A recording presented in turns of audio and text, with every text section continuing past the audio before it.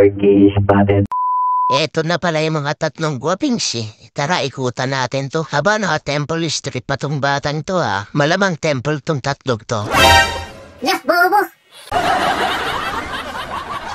Sabi ko na nga bata pa hinala ko eh. Kamayan pa lang yan, no? Tingnan mo naman. Tara na, ano pang hinihintay mo? O para kang nakakita ng artista niya na. Awalan to si Pekes TV. Hintay kitang sumakay yung helmet pala. Yes, bobo! Layo nang nilapita, ano? Bulol ka ba? Nilipatan nyo, ah.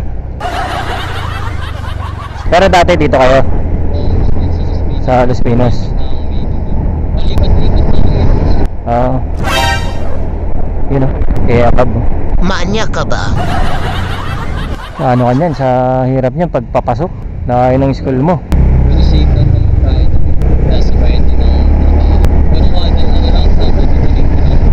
Malagasang marami na rin bang ano yan? Test. Pumunta ba kayo na ano? Anib? Panowan? Pero nung sa village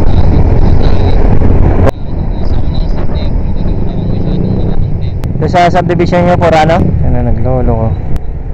Dito liliko na tayo ng papuntang Bermosa mga kapex. Dito man ng kaliwa Bermosa Imus na mga kapex dang hari. Kung siya masarap kumala at masarap tumambay dito mga kapex dahil nakaka-relax yung hangin dito mga kapex. Dito i-pass forward na natin dahil dito wala namang kaming kwentuhan ng pasahero ko. Kaya pass forward na lang natin. Hindi nagsasalita yung pasahero ko eh.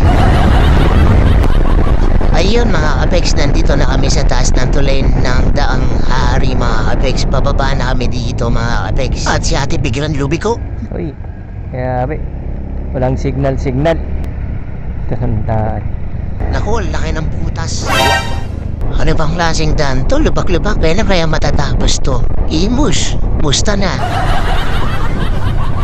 Kaya sa mga nagmamadali dyan, mag-move na kayo. Kung dadaan kayo dito, naku, matatraffic lang kayo dito. Dahil niksi ng daan, lubak-lubak pa.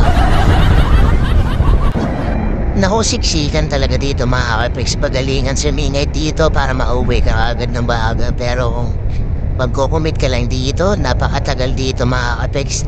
Abutin ka ng siyam-siyam dito mga kapex. Hindi katulad ng motor dito. Yan, pwedeng makasingit kahit mga putik-putik pa yan. Pupuntahan talaga namin yan mga motor na yan para lang maka-abante at para dire-diretso lang ang biyahe mga kapex. Yang aramayan dito sa bidyong to puro voice over kasi hindi gano'n nagsasalita yung ating pasahero. Masyadong tahimik kaya i-voice over natin mga kapex. Ito patayin na lang natin to.